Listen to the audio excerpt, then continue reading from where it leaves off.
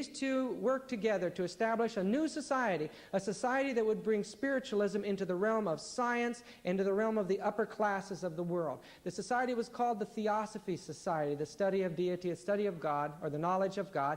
And she published a book called Isis Unveiled, which was to present the secret doctrine behind all views. But it wasn't until 1888 that the occult world had the foundation of the doctrines that would be their base for world denomination of the occult. And that book, published in 1888, when God was trying to revive the everlasting gospel in the Adventist church, was called A Secret Doctrine. In just a few years, 1893, when Jones was before Congress and God was working through that messenger of God to stop the Sunday law, they were speaking before a united religious congress at the World Fair at the same time. You see? And if you watch this, you see it going. There's a reason why the New Age is in ascendancy today, because God's people know more about righteousness by faith than He has ever known in the history of this church today. Annie Besant took over the spiritual leadership of the society. After that, she worked in the government of India. Due to her guidance, she placed after her in control Mahatma Gandhi. Mahatma Gandhi was a theosophist.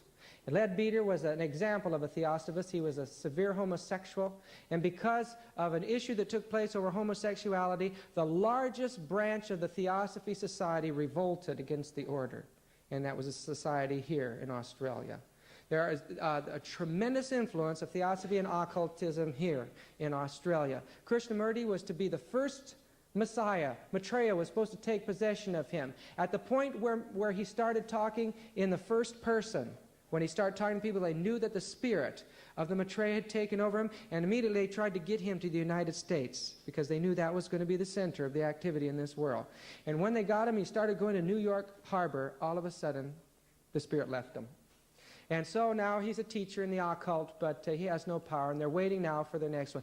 Manly P. Hall bases everything on the secret doctrine of Mrs. Blavatsky, and it's an interesting thing. He's the Masonics' leading qualified writer in the occult sciences. In 1844, a man by the name of Levy was born. This man, first a Christian evangelist and leader, became a leading occultist and claimed that Jesus, when he came to this earth, went to the Orient and learned all, and the East, and learned all of his mysteries, and that one of the Bibles in the New Age is called the Aquarian Gospel of Jesus Christ, describing this. Another branch of the Theosophy Society, another spin-off, was the Arcane School by Alice Bailey. Alice Bailey coined many of the phrases that you hear spoken throughout the world today considering the New Age movement. She is the one more than any other that brought the New Age thinking of the occultism around to appearing to be a Christian movement. And Ellen White said it would become more like Christianity until they were hardly distinguishable at the end of time. And largely due to her work, she was a prolific writer. She probably wrote as much as Ellen White. Many of these people under demonic writing did this. But she dealt in the area of spiritualism coming into politics. The opportunity for the spiritual leaderships hiding in the back to come to the front and become the leaders openly in the world. This is a center that she established, and on the door I noticed there was a whole bunch of symbols of the zodiac on it, and I noticed the O and the V. That O and the V comes from the back of the cobra. It's the serpent god that these people claiming to be Christians in the New Age are worshiping. In the old Chaldean alphabet, Hebrew alphabet, Greek alphabet, and even our American alphabet, the sixth letter is relative to the V, the vowel, the waw, and it's interesting. We call it the F, but it's interchangeable with the V, so we can say life or live, you see. All these things go back to ancient Babylon. When I walked into the meditation room, there were crystals in the floor. This idea of electricity being concentrated in crystals, you can find it everywhere in the occult. But I was shocked when I looked over on one side of the room, and there was a picture of Jesus Christ. You see? They worship Jesus Christ as this mystic master, as Adam Weishaupt had established early in the movement. On the other side, the Buddha. And both of these men are worshipped together. A place nearby called the World University of America, another example of this movement. They teach the New Age teaching there, and there the symbol is the same symbol that's on your dollar bill, Adam Weishaupt's symbol. Benjamin Creme came up with $200,000 of his own funds to support the publication that the Christ is now here in 20 major newspapers throughout the world. But it didn't happen, and because of that, many people have lost interest in this particular branch of the New Age conspiracy don't think this is the only part. It's only a small part of it, really. He wrote a book called The Reappearance of the Christ and the Masters of Wisdom, and they believe that Christ now resides in the body of a Pakistani in London, now just ready to emerge to the world. And it says that this man gives up-to-date information about their emergence into the world, now of the Masters of Wisdom, and so on. The Aquarian Conspiracy by Marilyn Ferguson points out it is an international movement on all walks of life, that it's a transformation taking place in the whole world, and nothing is untouched by it. Not even our dear Adventist Church is untouched by it. Loma Linda teaches classes in the New Age, and all of their staff have to take these classes as part of the curriculum. It's a sad situation, let me tell you.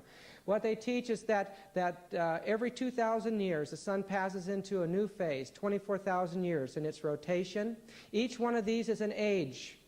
And each time, God comes in human form, in a man, and he becomes the avatar for that age. In the last age, the age of Pisces, they taught Jesus was the avatar. Now, the Christ will come in a different body. The word Maitreya is a Buddhist name. When the Buddhists saw the teachings of Christianity spreading throughout the world, they came up with a counterfeit for the coming of Christ, and they called him Maitreya. And now that counterfeit is being promoted throughout the world by an international Hindu movement. It's centered in Tibet. The Dalai Lama leads out, and this from there.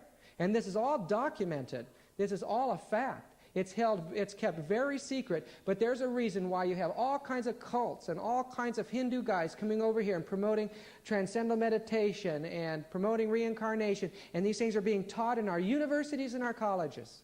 Young men are coming out, they look like you and I, but they're possessed. They're people that are controlled by the thoughts of the demonic ancient religion of Hinduism. And you see the symbols of it now on cars and things like that. This is an ancient symbol of the phallus, the unicorn.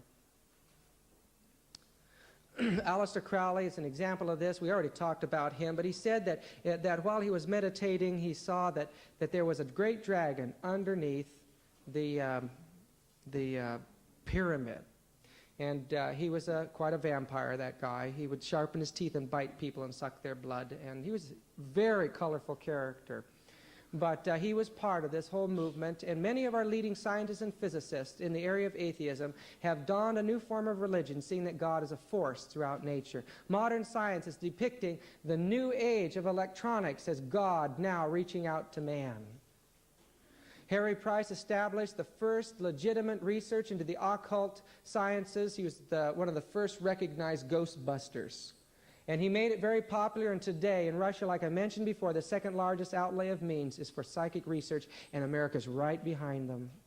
Children are taught in school how to increase their ESP powers, and through a number of different mediums. This man is looking at a camera, and just his thoughts are printed on the paper. Pictures of ghosts, all kinds of stuff, psychics like this fellow, research in the occult, photograph of the energy fields. Who can escape it, you see?